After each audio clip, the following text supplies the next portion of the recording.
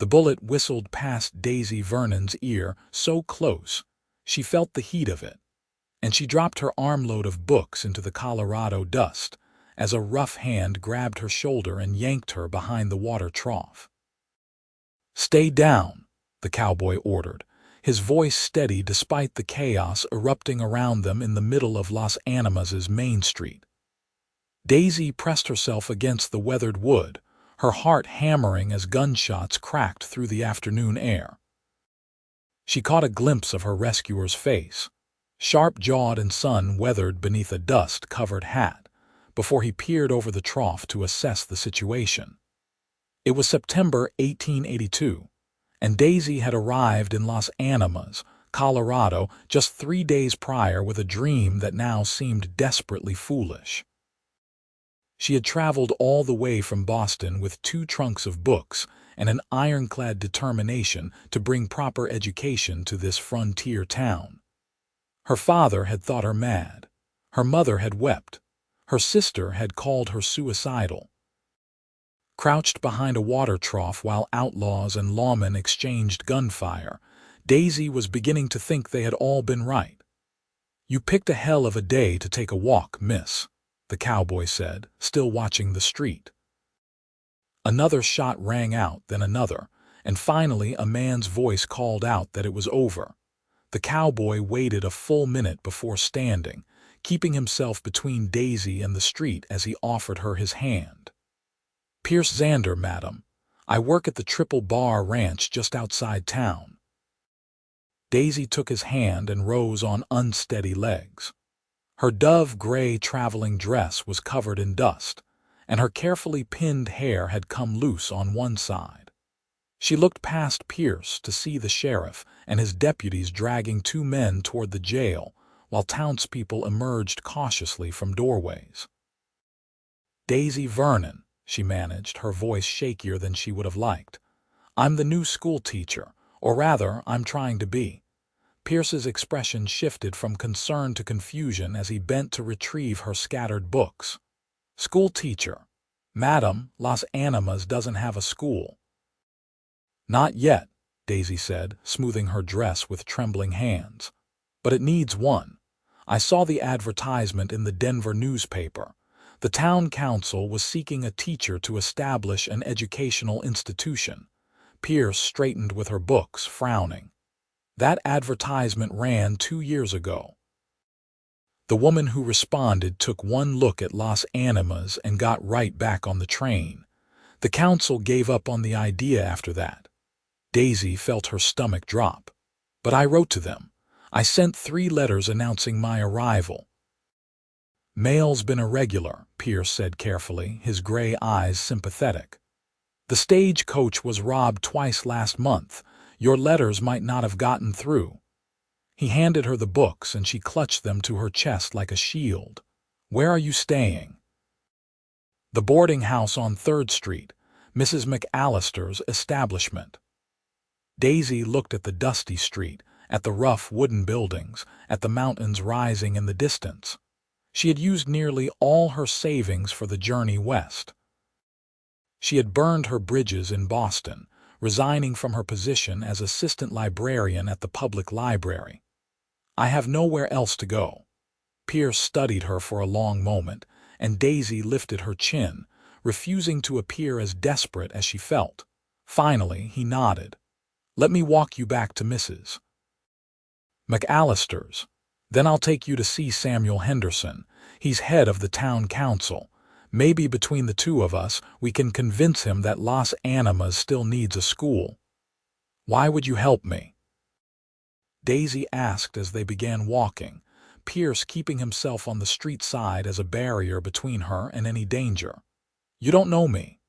"My nephew is 8 years old," Pierce said. "He lives with me at the ranch. His parents, my brother and sister-in-law, died of cholera 3 years back. Tommy deserves better than learning his letters from a cowboy who barely got 6 months of schooling himself." He glanced at her, and Daisy saw determination in his weathered face. "If you're brave enough to come all this way to teach, then I figure the least I can do is help you get the chance." "Mrs. McAllister," a stout woman with kind eyes and iron-gray hair, clucked over Daisy like a worried hen when they arrived. She served tea while Daisy cleaned up, then packed a basket of sandwiches. "For your strength, dear. You have had quite the shock." Pierce waited patiently in the parlor, and when Daisy emerged in a fresh dress of dark blue calico, he offered his arm. "The council meets above the general store," he explained as they walked through town. "But Samuel usually works out of his office at the land office in the afternoons. It's quieter there, and he'll be able to hear us out properly." Las Animas was larger than Daisy had expected, a thriving town on the Arkansas River with streets lined with businesses. She saw a bank, 3 saloons, a newspaper office, a doctor's surgery, and several stores. Cowboys, railroad workers, farmers, and traders moved along the wooden sidewalks. It was rough and raw, nothing like Boston's elegant streets, but there was energy here, a sense of possibility. Samuel Henderson proved to be a lean man in his 50s, with intelligent eyes behind wire-rimmed spectacles. He listened carefully as Daisy explained her qualifications: 5 years as assistant librarian, 2 years teaching Sunday school, a certificate from the Boston Female Academy, and her vision for a frontier school. "Miss Vernon," Samuel said when she finished, "I appreciate your dedication, truly I do. But the town council allocated funds for a school 2 years ago, and when that venture failed, those funds were redirected to improving the water system. We simply don't have the money to build a schoolhouse or pay a teacher's salary." "What about the old church?" Pierce interjected. "The one on River Street that's been empty since the new church was built," Samuel frowned. "That building is in poor condition.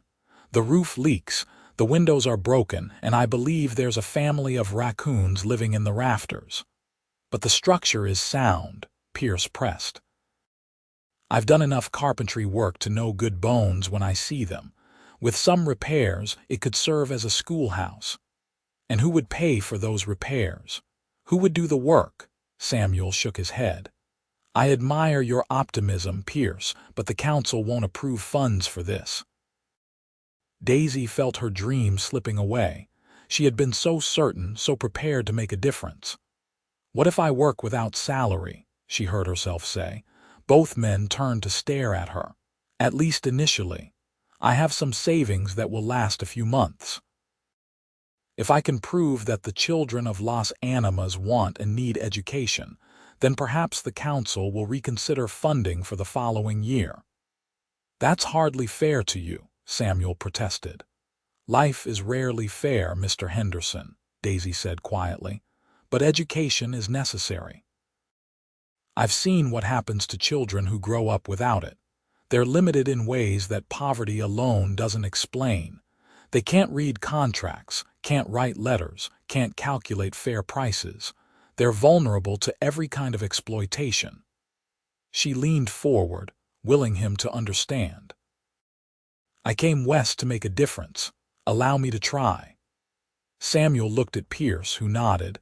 "I'll repair the building," Pierce said, "on my own time with my own money for materials, and I'll make sure Tommy is her first student. Once other families see what she's offering, they'll send their children too." After a long moment, Samuel sighed. "The council meets next Tuesday. I'll present your proposal, Miss Vernon. But I want you to understand that even if they agree to let you use the old church building, you'll be on your own. No funding, no supplies, no promises. And if it doesn't work, if families don't send their children, the council won't reconsider." "I understand," Daisy said, though her chest felt tight with anxiety. "Thank you for the opportunity." Outside, Pierce walked her back toward the boarding house, the late afternoon sun casting long shadows across the street. "You're taking a hell of a risk," he said. "So are you," Daisy pointed out. "Offering to repair an entire building by yourself." Pierce was quiet for a moment. "My brother wanted better for Tommy, Before he died, he made me promise I'd see the boy educated. I've taught him what I can, but it's not enough." He looked at her, his gray eyes serious. "You really think you can do this? Make a proper school out of nothing?" "I was an assistant librarian for 5 years," Daisy said. "Do you know what that means?" "It means I spent my days organizing, planning, teaching people to find information and use resources they didn't know existed. It means I learned to work with limited budgets and impossible demands. I turned a disorganized storage room into a lending library for working-class families who couldn't afford to buy books." She met his gaze steadily. "I can do this, Mr. Xander. I just need the chance." A slow smile spread across Pierce's face, transforming his weathered features. "I believe you might at that, Miss Vernon. And call me Pierce. If we're going to be working together, we should be on friendly terms." "Then you must call me Daisy," she replied, and felt something warm unfurl in her chest at his smile. The town council meeting the following Tuesday was held in a cramped room above the general store, thick with tobacco smoke and male skepticism.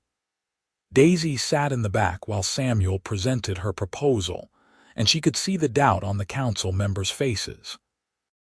A young woman from Boston, teaching frontier children in a broken-down church. It was absurd. But Pierce stood when Samuel finished and spoke with quiet conviction about the need for education, about the children of Las Animas growing up without even basic literacy, about the future of the town depending on an educated population. He pledged his own labor and materials for the repairs, and he promised that families would send their children once they saw what was possible. In the end, the council agreed by a narrow vote of 4-3. Daisy could use the old church building rent-free for 1 year. If she could establish a functioning school with at least 10 regular students by January, they would revisit the question of funding. If not, the building would be sold and Daisy would be on her own. 4 months, Daisy said to Pierce afterward as they stood outside the general store. "I have 4 months to turn an abandoned church into a school and convince at least 10 families to send their children."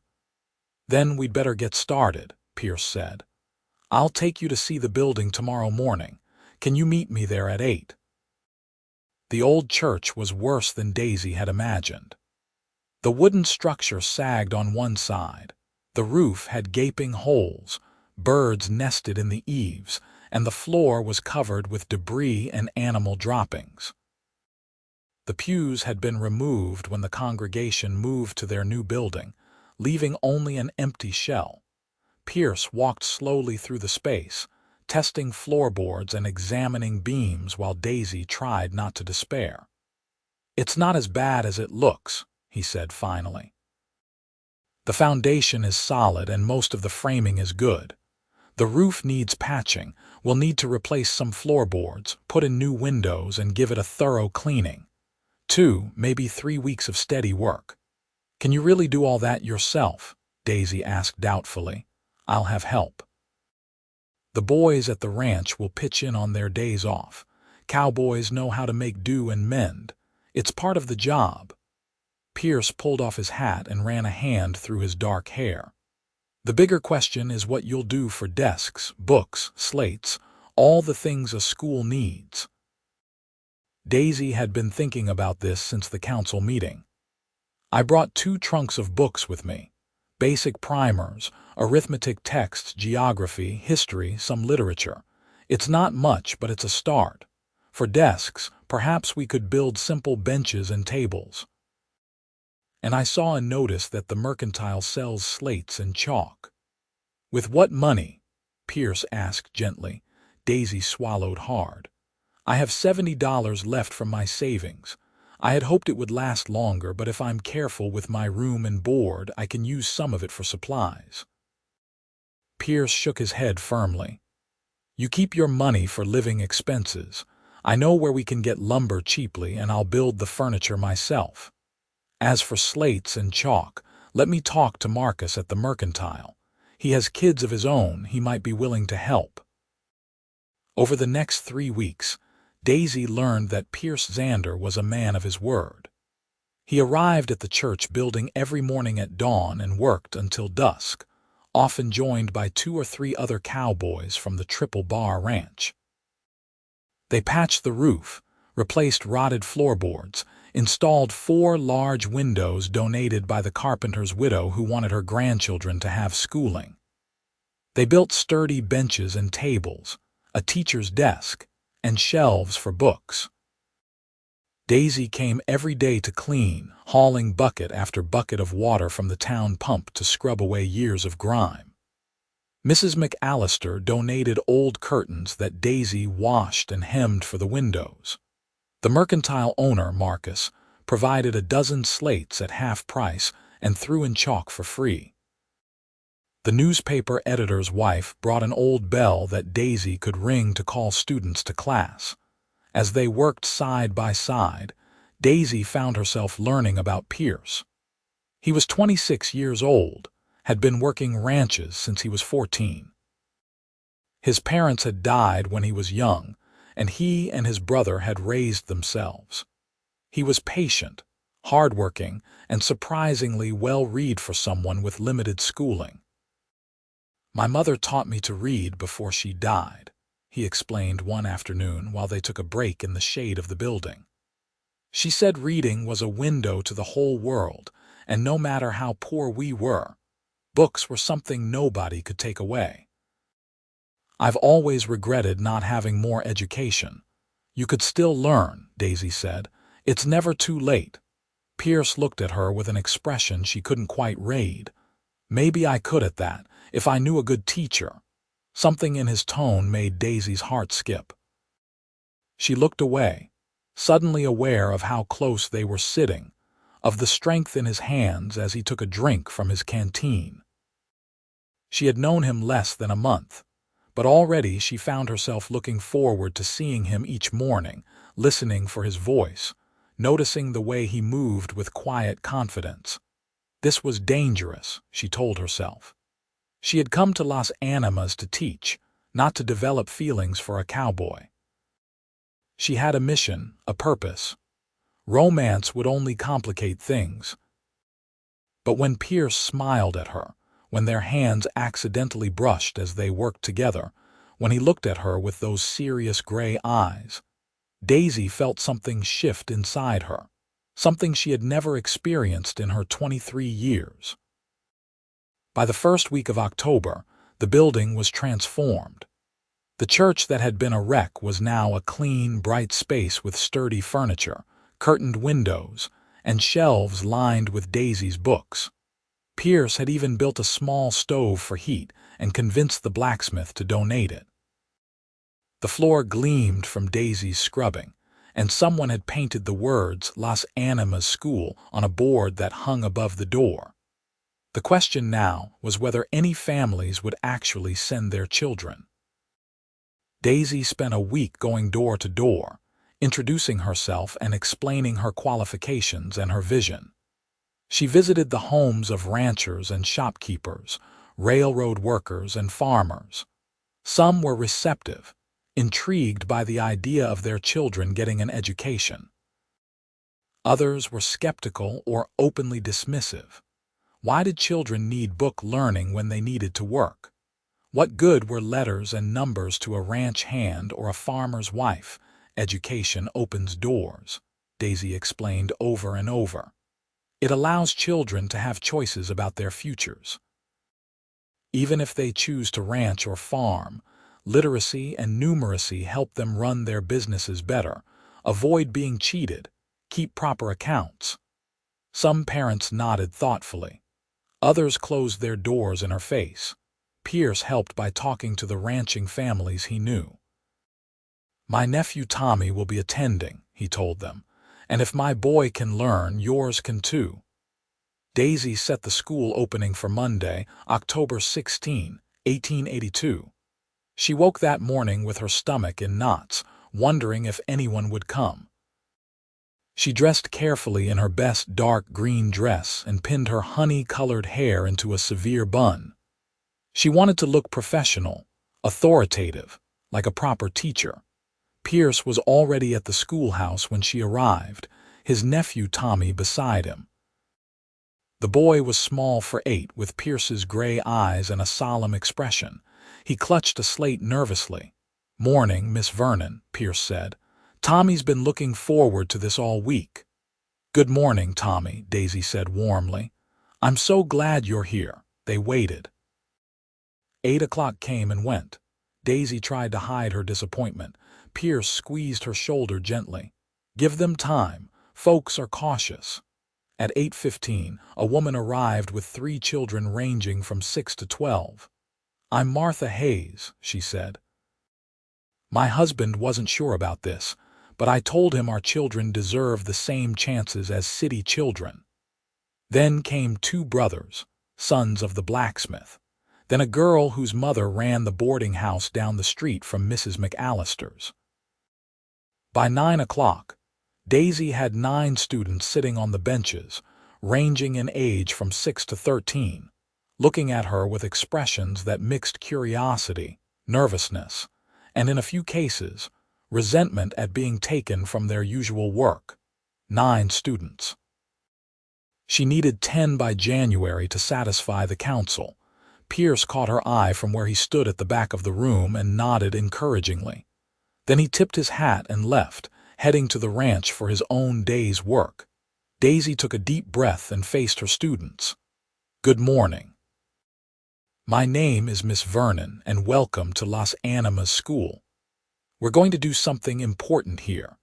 We're going to learn how to read and write, how to calculate numbers, how to understand the world beyond this town. Some of you may think you don't need education, but I promise you knowledge is power. It's freedom. And I'm going to do everything I can to give that to you." The first day was chaos. The children had wildly different skill levels. Tommy could read simple words but struggled with writing. The Hayes children had never held a slate.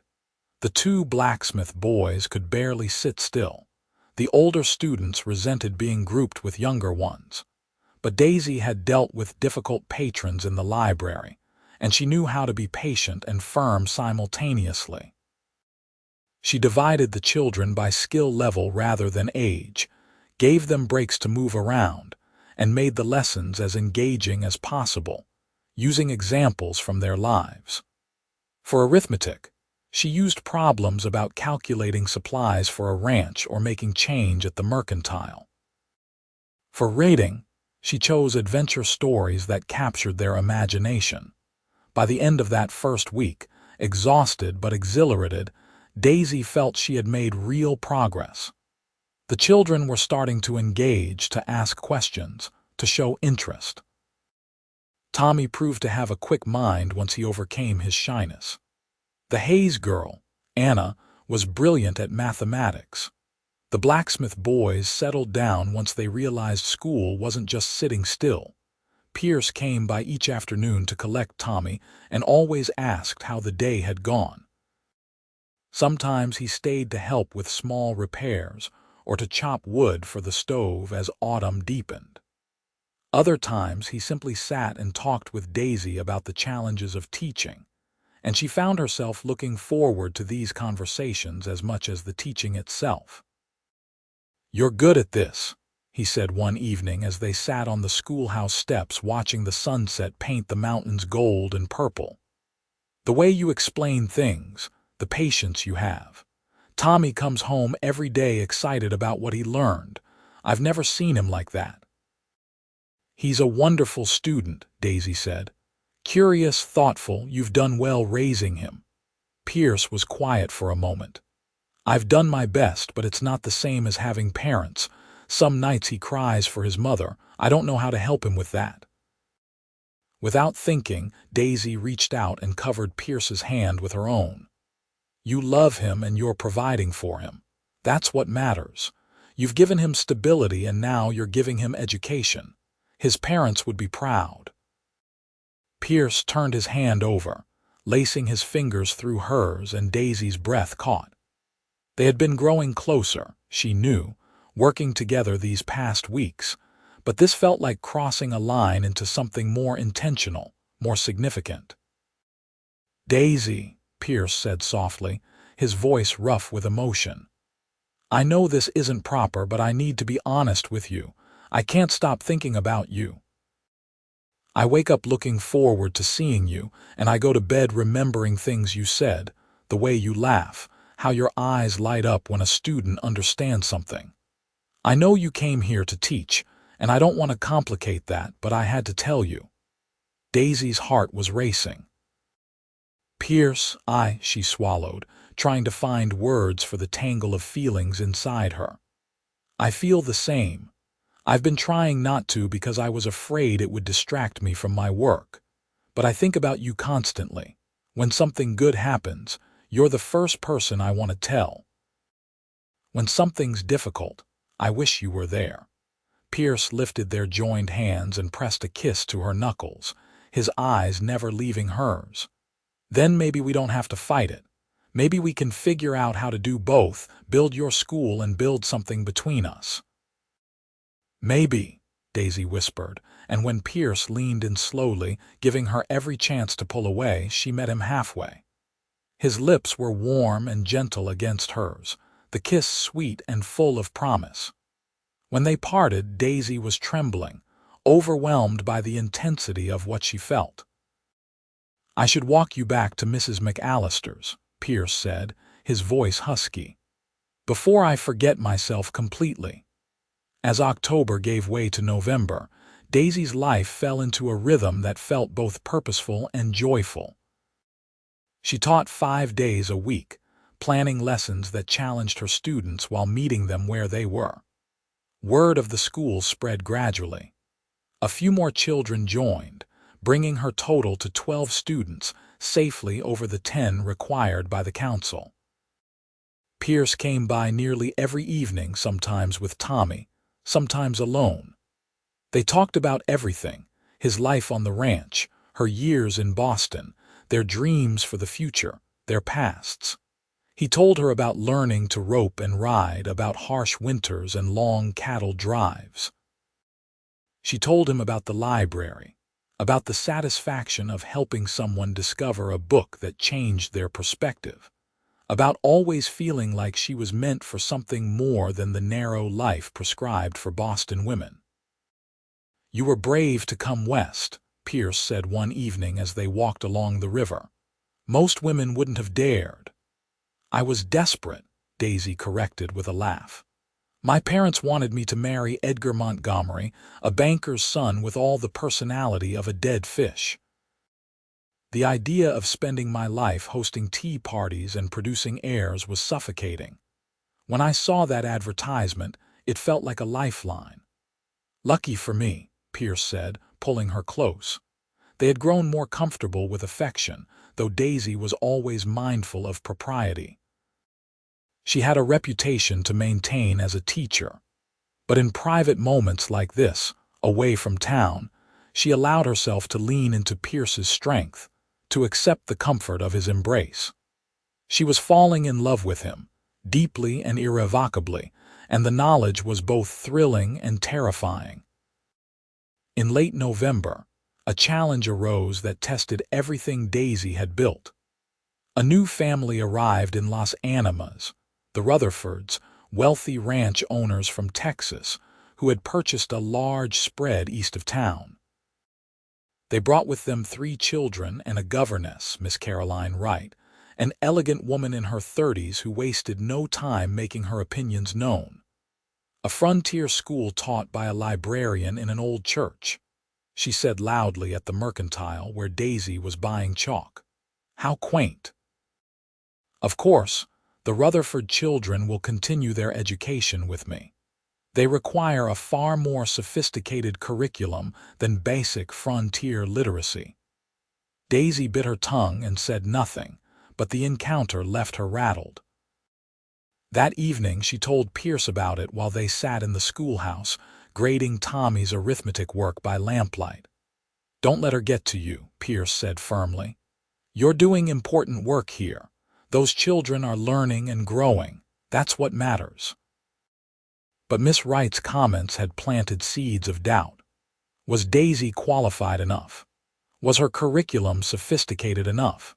Should she be attempting more advanced subjects? The doubts grew when, 2 days later, Miss Wright appeared at the schoolhouse during lessons, accompanied by Mrs. Rutherford. They sat in the back and observed with expressions of thinly veiled condescension, while Daisy led her students through a geography lesson about the states and territories. After class, Miss Wright approached with a smile that didn't reach her eyes. "How charming, Miss Vernon. You've certainly made the best of limited resources, though I couldn't help but notice several errors in your presentation. Colorado became a state in 1876, not 1875 as you stated, and your map is missing several recent territorial changes." Daisy's cheeks burned. She had made a mistake, a simple slip of the tongue with the date, but Miss Wright was right. "Thank you for the correction," she managed. "Of course, with proper training, these errors wouldn't occur," Miss Wright continued. "Where did you say you studied pedagogy?" "I didn't formally study teaching," Daisy admitted, "but I have 5 years' experience as an assistant librarian and 2 years teaching Sunday school." "Ah," Miss Wright's tone conveyed volumes. "Well, enthusiasm is valuable, certainly, though hardly a substitute for professional qualifications." After they left, Daisy sank onto a bench, fighting tears of frustration and shame. She had made a mistake in front of her students, had her qualifications questioned. What if Miss Wright was right? What if she wasn't good enough? Pierce found her there 20 minutes later, still sitting in the empty schoolhouse. "Tommy said Miss Wright was here. He said you looked upset." "She was right," Daisy said miserably. "I made mistakes. I don't have formal training. What if I'm failing these children? What if they'd be better served by someone with actual teaching credentials?" Pierce knelt in front of her, taking her hands. "Daisy, look at me." She raised her eyes to his. "You know what Tommy said to me last night? He said he wants to be a teacher when he grows up. He wants to help people learn the way you help him. That's the kind of impact you're having." "But I made mistakes." "Everyone makes mistakes," Pierce interrupted. "What matters is that you care about these children. You see their potential.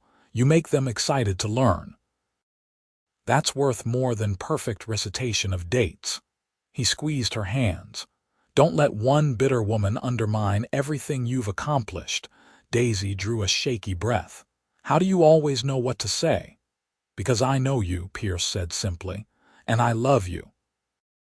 The words hung in the air between them. Daisy's eyes widened, her heart pounding.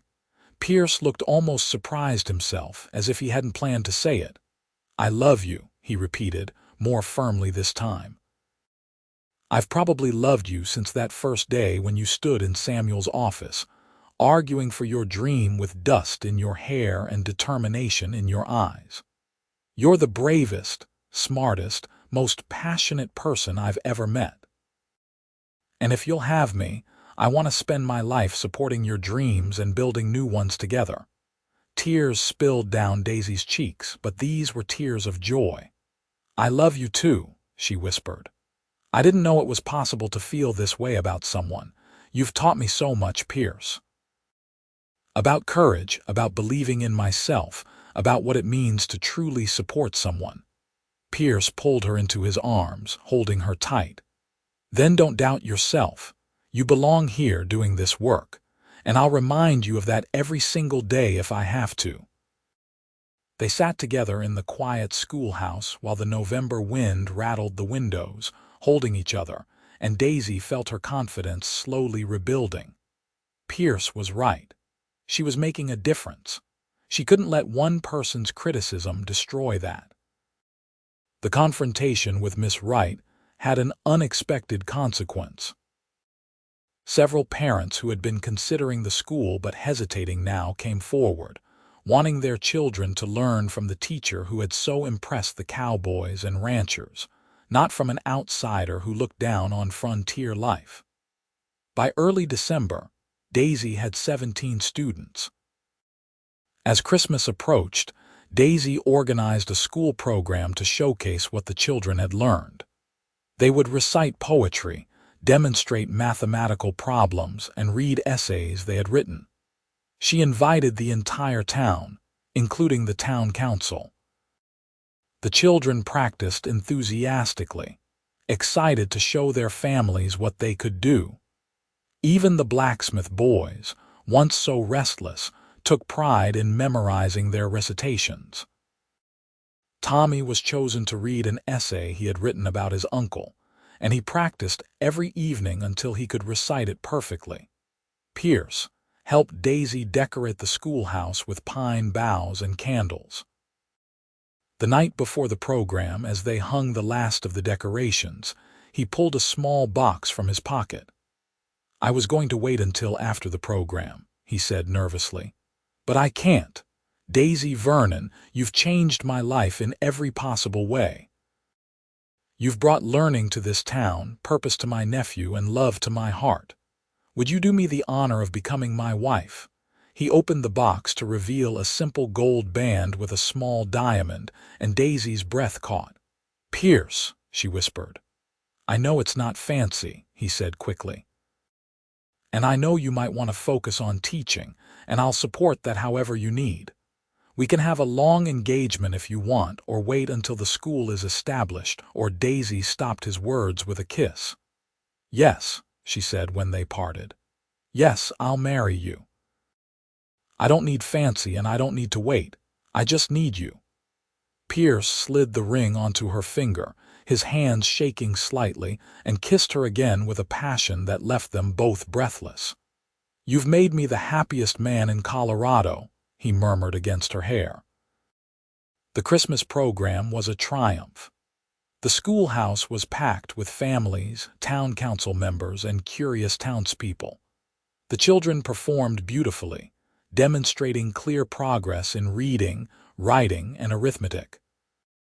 Tommy's essay about Pierce brought several people to tears, including Pierce himself. "My uncle is the bravest man I know," Tommy read in a clear voice. "When my parents died, he could have sent me to an orphanage, but he kept me instead. He works hard every day at the ranch, and he always makes sure I have what I need.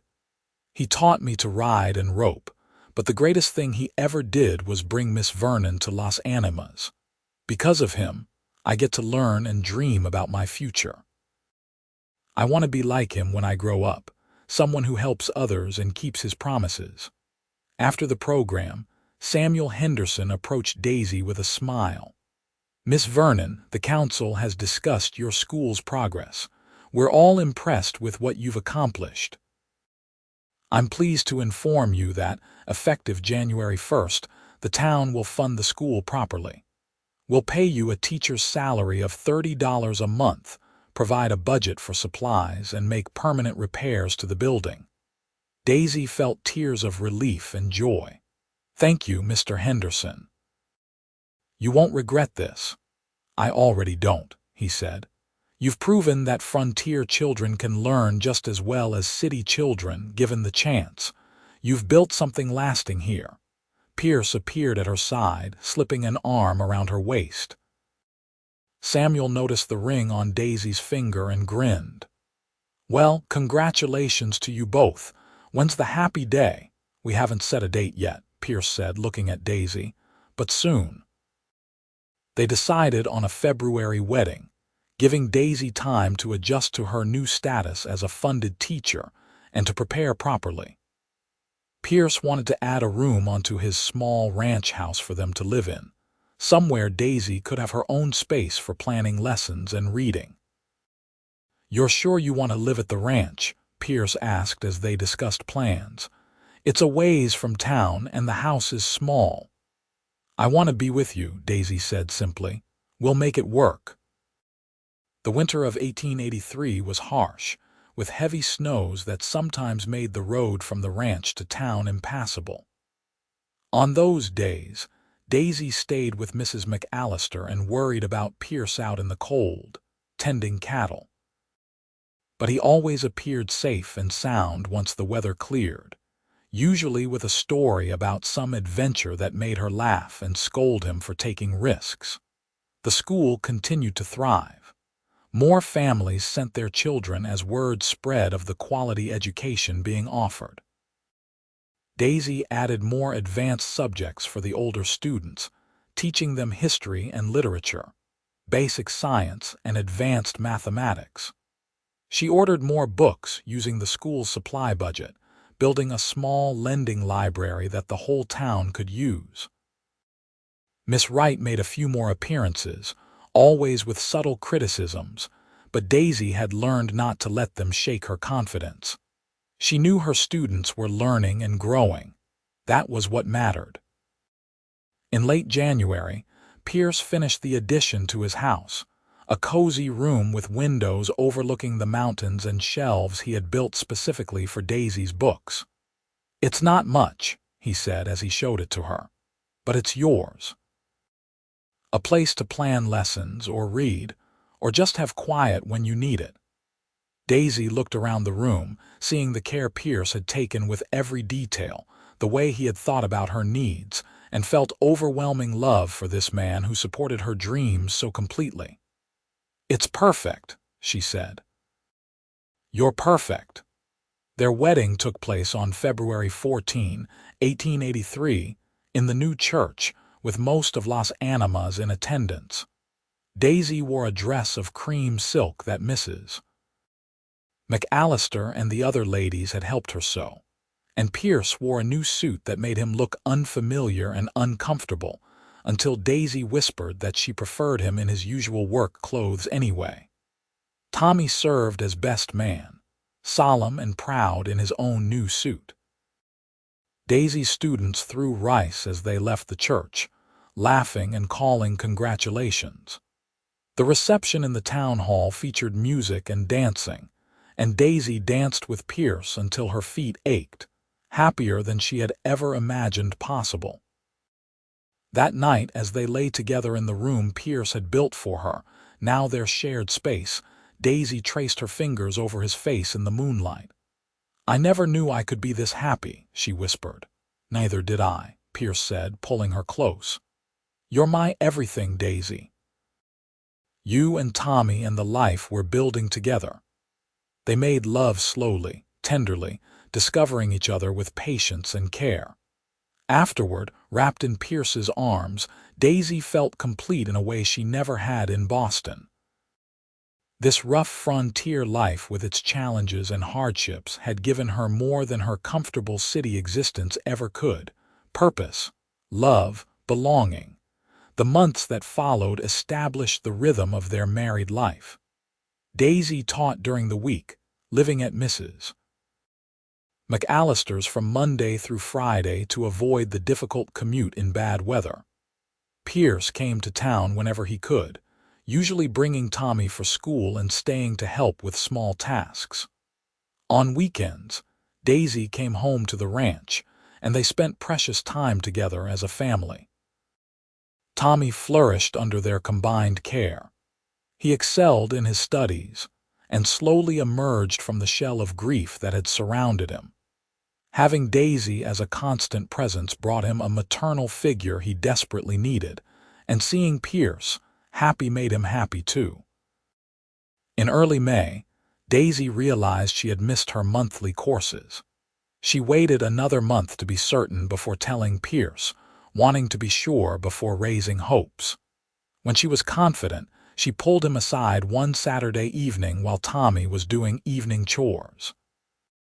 "Pierce, I have something to tell you," she said, taking his hands. "I'm carrying our child. I'm about 2 months along, I think." Pierce's face went through a rapid series of expressions: shock, joy, concern. "A baby, Daisy, are you well? Is everything all right?" "Should you still be teaching?" Daisy laughed at his rapid-fire questions. "I'm fine. Women have been having babies and continuing their work for all of human history. I'll teach as long as I can, then take a break after the birth, then return when the baby is old enough." "We'll figure it out," Pierce said, pulling her into a fierce embrace. "A baby, Our baby." He placed a hand gently on her still flat stomach. "Thank you for this gift." Tommy was equally excited when they told him he would be a cousin. "Can I help take care of the baby?" he asked eagerly. "I'll be very careful." "Of course," Daisy said, hugging him. "You'll be the best big cousin." The pregnancy progressed smoothly through the summer and into fall. Daisy continued teaching, though she had to adjust some activities as her body changed. The townspeople were supportive, with women offering advice and hand-me-down baby clothes. Mrs. McAllister knitted a seemingly endless supply of tiny sweaters and blankets. In November, with the school year well underway and Daisy growing large and uncomfortable, Pierce insisted she stop teaching and stay at the ranch. Daisy reluctantly agreed, leaving the school in the temporary care of Martha Hayes, who had been helping as an assistant teacher and proved quite capable. The baby arrived on a cold December morning, earlier than expected but healthy and strong. Pierce paced anxiously outside the bedroom while the midwife attended Daisy, and when he finally heard the cry of his child, he burst into the room despite the midwife's protests. "A boy," the midwife said, placing the cleaned and wrapped baby in Daisy's arms. "Small but healthy with good lungs."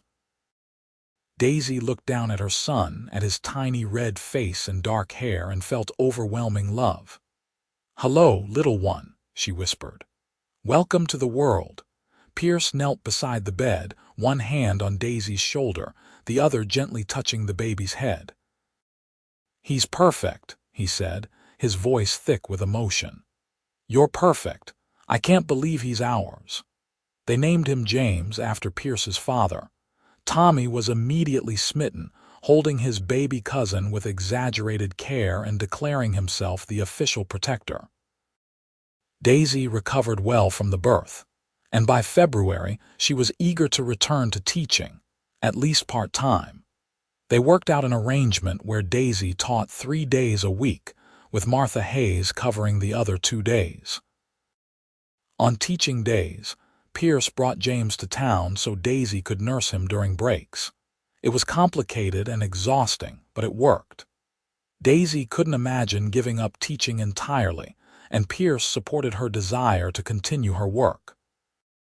As James grew from infant to toddler, the school continued to expand. By 1885, Daisy had 32 students and had to hire Martha as a full-time assistant teacher. The town council allocated funds to add another room to the school building, creating separate spaces for younger and older students. Pierce continued working at the Triple Bar Ranch but was promoted to foreman, which meant steadier hours and better pay. He used his carpentry skills to build furniture that he sold on the side, creating additional income. They were far from wealthy, but they were comfortable and happy. Tommy, now 13, was Daisy's star pupil. He had advanced far beyond what she could teach him, and they were discussing sending him to a proper academy in Denver for further education. Pierce was reluctant to let the boy go but knew it was necessary for Tommy's future. "You've given him opportunities I never dreamed possible," Pierce told Daisy one evening as they watched Tommy play with 2-year-old James. "He could be a lawyer, a doctor, anything he wants." "He wants to be a teacher," Daisy said. "Like me." "He told me last week that he wants to come back to Las Animas after his education and help run the school." Pierce smiled. "Then he's wise beyond his years. There's no finer calling than helping others learn." In 1886, disaster nearly struck when fire broke out in the school building during an evening town meeting. Pierce was one of the first to arrive, organizing a bucket brigade while others evacuated the building. He rushed inside to save Daisy's books and teaching materials, and a burning beam fell, trapping him. The other men pulled him free, but not before his leg was badly burned. The town doctor treated the injury, but Pierce was laid up for weeks, in constant pain despite the laudanum. Daisy nursed him devotedly, terrified of losing him while still managing the school and caring for James. "I'm sorry," Pierce said through gritted teeth one particularly bad night. "I'm useless to you like this." "Don't you ever say that," Daisy said fiercely. "You risked your life to save the things that matter to me. That's not useless. That's love." Pierce recovered slowly, left with a slight limp but otherwise whole. The school building was repaired with donations from the community, and teaching resumed within a month. The incident brought home how much the school meant to the town, how integrated it had become into the fabric of Las Animas. In 1887, Daisy found herself pregnant again. This time the pregnancy was harder, with more sickness and fatigue. She continued teaching but reduced her days to just 2 per week, with Martha now fully capable of managing the school independently. Their daughter was born in August 1887, a tiny girl with Daisy's honey-colored hair and Pierce's gray eyes. They named her Sarah, and she was the most delicate thing Daisy had ever seen. Pierce was utterly smitten, this tough cowboy reduced to making silly faces to earn his daughter's smile. Tommy, now 15 and preparing to leave for Denver in the fall, was equally enchanted. He held his baby cousin gently, telling her stories about his plans to become a teacher and return to help Aunt Daisy with the school. The day Tommy left for Denver was bittersweet. Pierce tried to be stoic, but ended up embracing the boy fiercely, telling him to study hard and make them proud. Daisy hugged him and reminded him to write often. Tommy promised he would, tears in his eyes despite his attempts to appear grown up. "Thank you," he said to both of them, "for everything you've done for me. I wouldn't be going to Denver if it weren't for you, Aunt Daisy, for starting that school and believing I could learn. And Uncle Pierce, thank you for keeping your promise to my parents." After Tommy left, the house felt emptier despite the presence of James and baby Sarah. But letters came regularly from Denver, full of Tommy's excitement about his studies and his growing determination to become a teacher. He was thriving, and that knowledge eased the ache of his absence. By 1890, the school had become a permanent institution in Las Animas. The town had grown substantially, attracting families specifically because of the quality education available. Daisy had trained 3 assistant teachers, including Martha, and they ran a school that rivaled urban institutions. Pierce had been proven right all those years ago. Families had sent their children once they saw what was possible, and the school had grown beyond anyone's initial dreams. Children who started their education in the one-room church building were now going on to universities and professional careers. One afternoon in March 1890, Daisy stood in her classroom, now a proper school with multiple rooms and modern amenities, and looked at the faces of her students. She thought about that terrified young woman who had arrived in Las Animas nearly 8 years ago with nothing but books and determination. She thought about Pierce rescuing her from gunfire on that first day, about their gradual falling in love, about building something lasting together. Pierce appeared in the doorway, as he often did when he was in town, to check on her and bring news from home. He had aged well, still strong and capable despite the limp from his injury. His hair showed touches of gray now, and lines crinkled around his eyes, but Daisy found him more handsome than ever. "Walk with me," he asked after her students were dismissed for the day. They strolled along the river, the same path they had walked when he first told her he loved her. Spring was coming, with new grass greening the banks and birds returning from winter migration.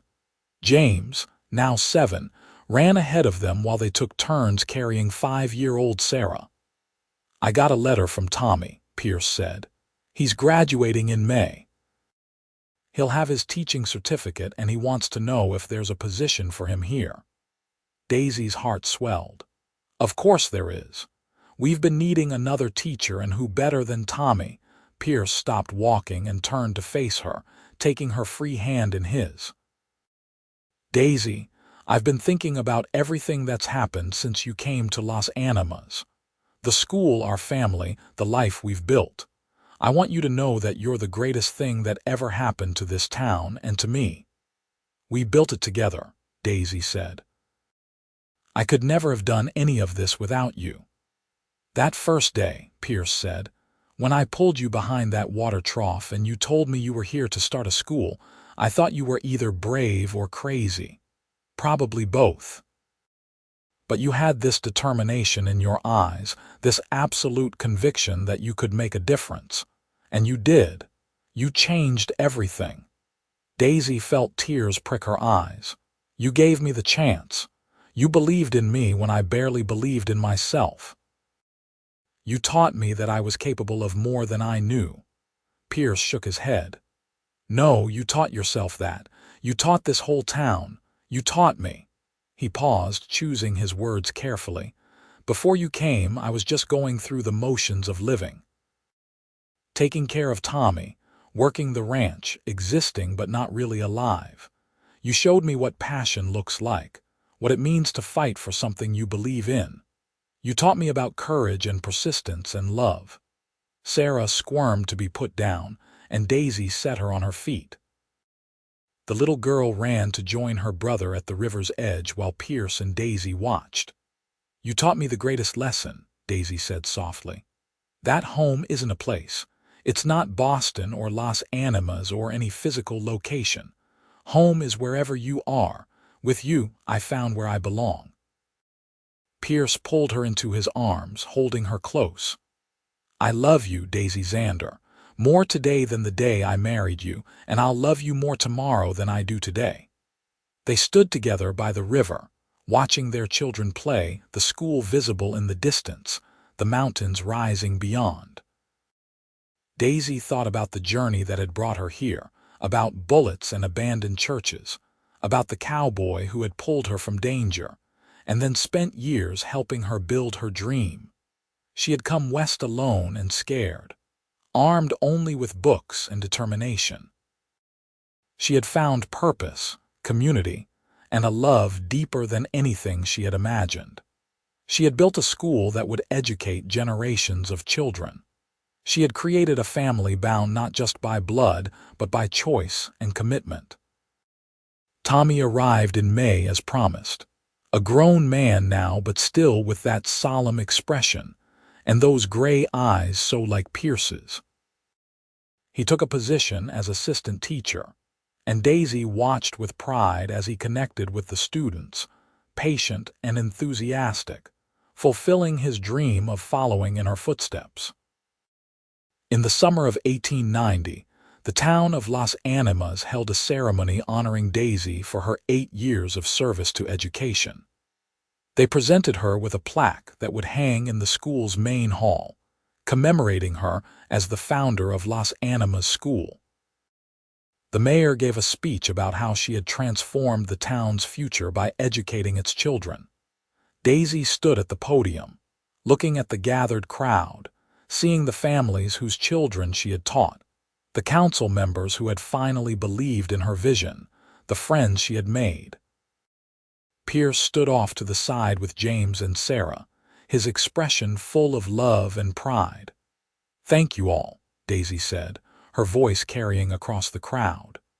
When I came to Las Animas in 1882, I was a young woman with a desperate dream and very little idea of how to achieve it.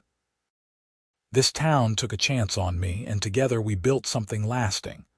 But I want to be clear that this school, this achievement we're celebrating, wasn't my work alone.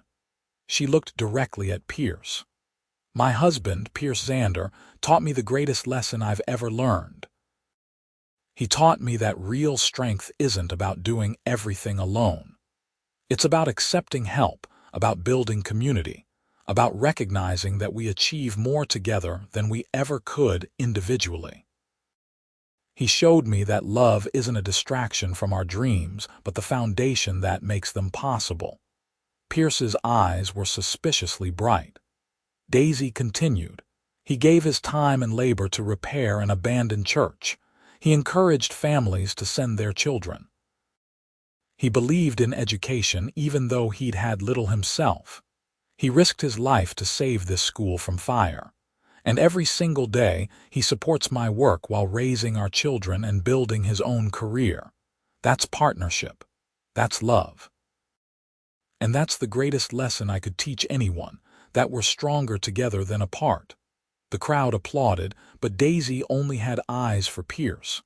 After the ceremony, he pulled her aside, away from the celebrating crowd. "You didn't have to say all that," he said. "Yes, I did," Daisy replied. "Because it's true. You taught me the greatest lesson, Pierce. You taught me that I could be both a teacher and a wife, a professional and a mother. You taught me that love doesn't limit us, it liberates us. Every day with you is a lesson in what it means to truly support someone, to believe in them unconditionally." Pierce kissed her softly. "And you taught me that it's never too late to learn, to grow, to become more than you thought possible. You saw potential in me that I didn't see in myself." They stood together in the gathering dusk, the sounds of celebration continuing behind them. James and Sarah ran over, followed by Tommy, who was holding the plaque. "Where should we hang this, Aunt Daisy?" he asked. "Right by the front door," Daisy said. "So every child who enters the school knows its history." As the years continued to pass, the school thrived. Tommy took on more responsibilities, eventually becoming co-director with Daisy. They added more classrooms, more teachers, a proper library. Students from Las Animas school went on to become doctors, lawyers, teachers, business owners. They spread across Colorado and beyond, carrying with them the education they had received. Pierce remained Daisy's steadfast support, attending every school program, helping with every expansion, advocating for education at every opportunity. He learned alongside his children, his mind sharpening with the challenges Daisy provided. He proved that education wasn't just for the young, but for anyone willing to embrace learning.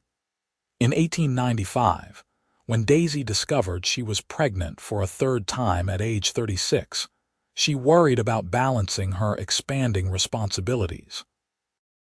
But Pierce hired help for the ranch and took on more childcare duties, making it possible for Daisy to continue her work.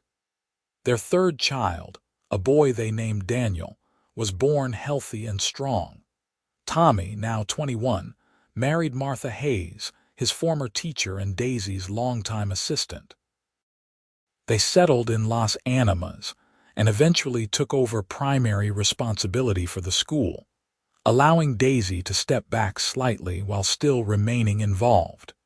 Pierce and Daisy's life settled into a comfortable pattern. They spent weekdays in town, where Pierce had built them a proper house near the school.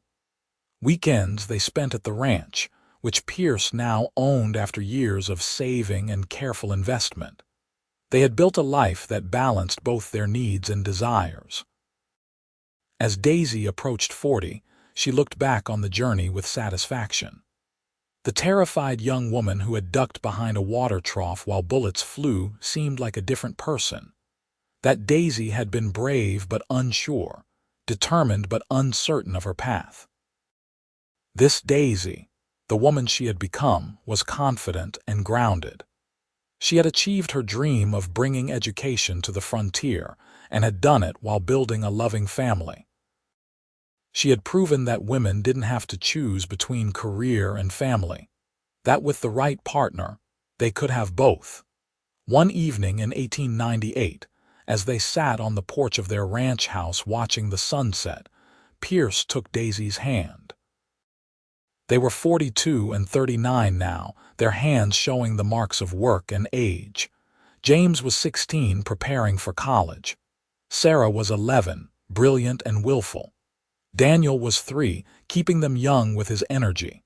"Any regrets?" Pierce asked, a question he posed every few years. "None," Daisy said without hesitation. "You?" Only that I didn't find you sooner, Pierce said, though I suppose we found each other exactly when we were meant to. Daisy leaned her head on his shoulder, watching the mountains turn purple in the twilight. She thought about everything that had happened since that September day in 1882, when a cowboy had pulled her from danger. He had saved her life, and then he had helped her build a life worth saving. The school stood as their lasting legacy, educating generations of children.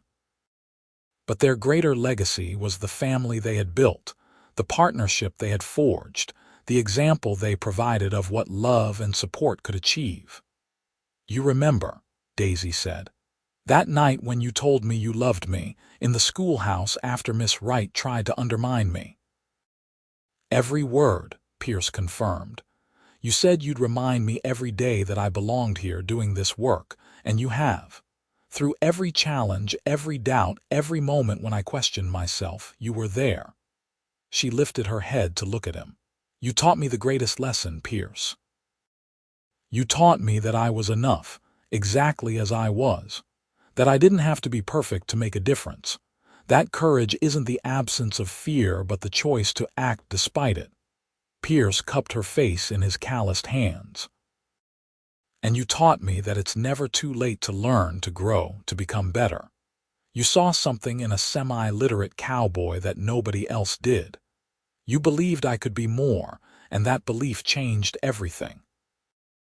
They kissed as the stars began to emerge, their children's laughter floating from inside the house, the life they had built surrounding them with warmth and joy. In 1900, Las Animas School celebrated its 18th anniversary with a grand ceremony. Former students returned from across the country to honor the institution that had given them their start. They told stories of Daisy's patience, her creativity, her unwavering belief that every child could learn. Tommy, now running the school with his wife Martha, gave a speech about the woman who had given him not just education but hope for the future. Miss Vernon, now Mrs. Xander, arrived in Las Animas with nothing but books and determination. She saw potential where others saw only rough frontier children. She built an institution that has educated hundreds of students and will educate hundreds more. Daisy sat in the audience between Pierce and her children, tears streaming down her face. She had never sought recognition, had only wanted to make a difference. But seeing the evidence of that difference, the lives touched and changed, was overwhelming. After the ceremony, a young woman approached Daisy shyly. "Mrs. Xander, you taught me 10 years ago. I was one of your first students, Anna Hayes. I just wanted you to know that I'm graduating from the university in Denver this spring. I'm going to be a doctor, and it's because of you, because you taught me that girls could dream big dreams." Daisy embraced her former student, her heart full. This was why she had come west, why she had fought so hard to build this school. For moments like this, when a student returned to show that education had opened doors to a bigger life. As the years of the new century unfolded, Pierce and Daisy settled into the rhythm of middle age. Their children grew and launched into their own lives. James attended university and became an engineer, returning to Colorado to help build railroads and bridges. Sarah surprised them by becoming a lawyer, one of the first female attorneys in Colorado. Daniel, their youngest, chose ranching, taking over the Triple Bar Ranch when Pierce finally retired fully. Tommy and Martha's children attended the school their great-uncle had helped build and their grandmother had founded.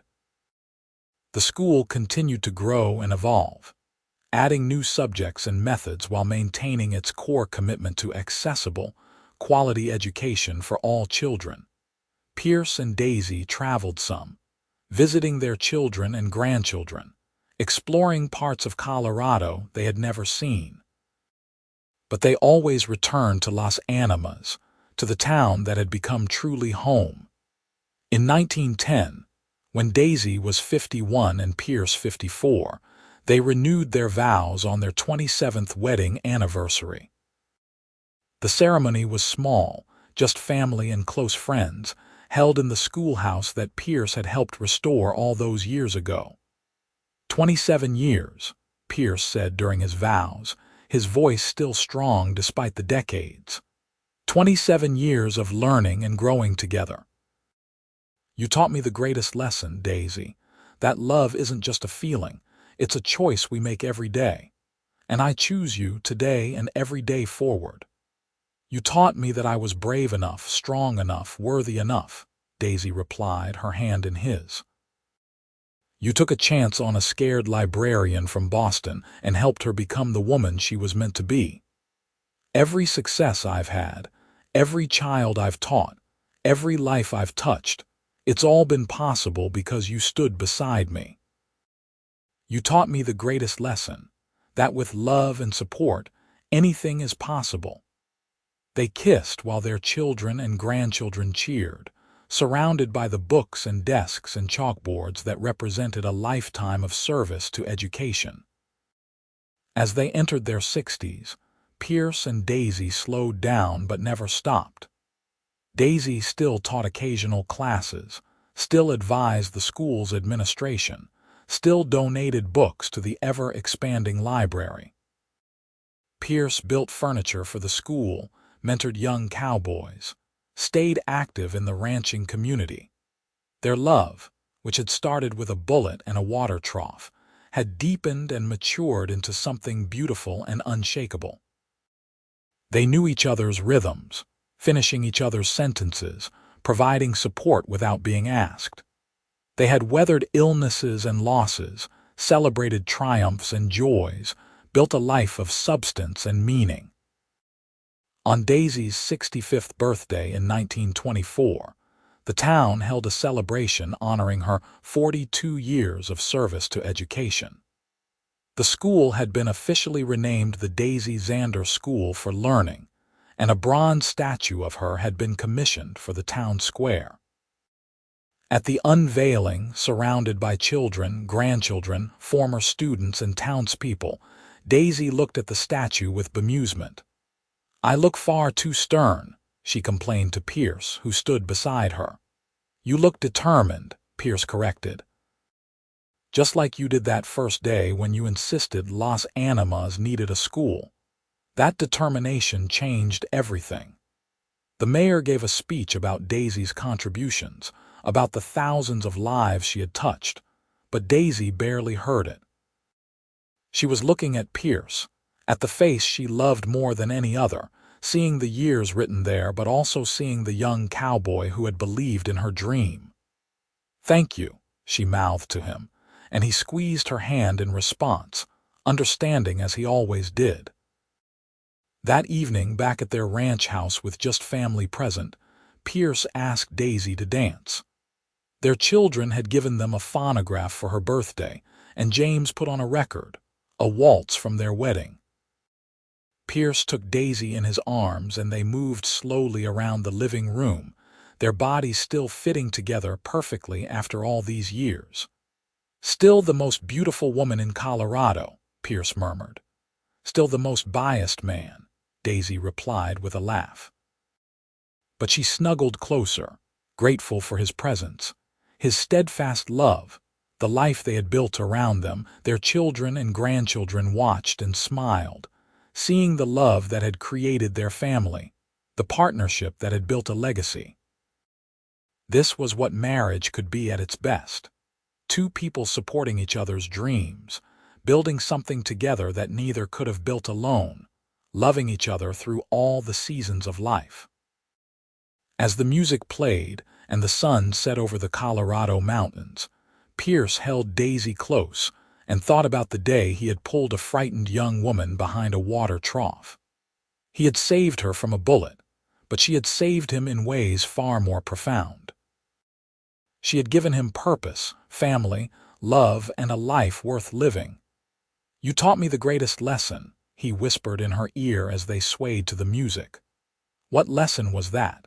Daisy asked, though she knew he had told her many times over the years. That it's never too late to learn, to grow, to become more than you thought possible, Pierce said. That education isn't just for children but for all of us, every day of our lives. That love and learning go together, making us better people. Daisy smiled and kissed him softly. Then we taught each other. Because you taught me that courage isn't something you're born with, it's something you choose. You taught me that support and love don't limit our dreams, they make them possible. You taught me the greatest lesson of all, that home isn't a place but a person, and I found my home the day I met you. The music continued. Their children's voices murmured in the background, and Pierce and Daisy danced in the twilight, celebrating a life well lived and a love that had endured.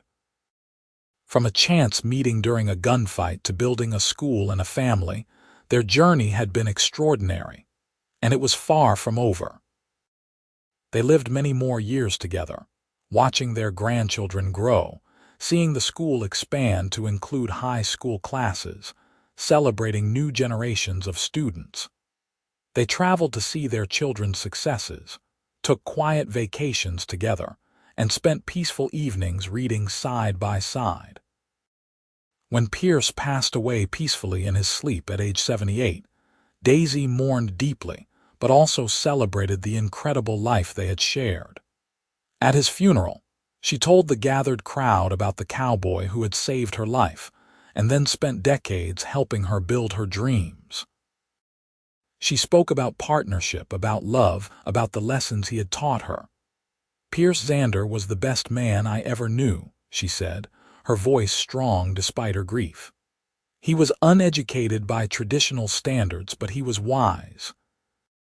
He understood that true strength lies in supporting others, that real courage is showing up every day to do what needs doing. He taught me the greatest lesson, that we accomplish more together than we ever could alone. That love isn't about grand gestures, but about daily choices to support and believe in each other. Daisy lived another 8 years, remaining active in the school's administration until her death at age 86. When she passed, Las Animas mourned the loss of its founder and celebrated a life of extraordinary service. The Daisy Xander School for Learning continued to thrive, educating generations of children just as she had dreamed. The bronze statue in the town square stood as a permanent reminder of the librarian from Boston who had brought education to the frontier. But the real memorial was the lives she had touched, the students she had taught, the dreams she had made real. And in the school's main hall, beside the plaque commemorating the school's founding, hung a photograph of Pierce and Daisy from their wedding day. They stood together, his arm around her waist, her hand in his, both smiling at the camera with joy and hope in their eyes. Beneath the photo was an inscription that Daisy had requested before her death. They taught each other the greatest lesson, that with love, courage, and partnership, anything is possible. It was a legacy of education, yes, but more than that, it was a legacy of love. A love that had started with a bullet and a water trough, grown through building a school together, deepened through raising a family, and endured until death parted them. It was a love that had changed not just 2 lives but an entire town, proving that one person's dream combined with another person's support could indeed transform the world. The school stood for generations. The statue remained in the town square, and the story of the cowboy and the librarian who built something beautiful together was told to every new class of students. It was a story of the Wild West, yes, but more fundamentally, it was a story of love, partnership, and the transformative power of education lessons that would never grow old.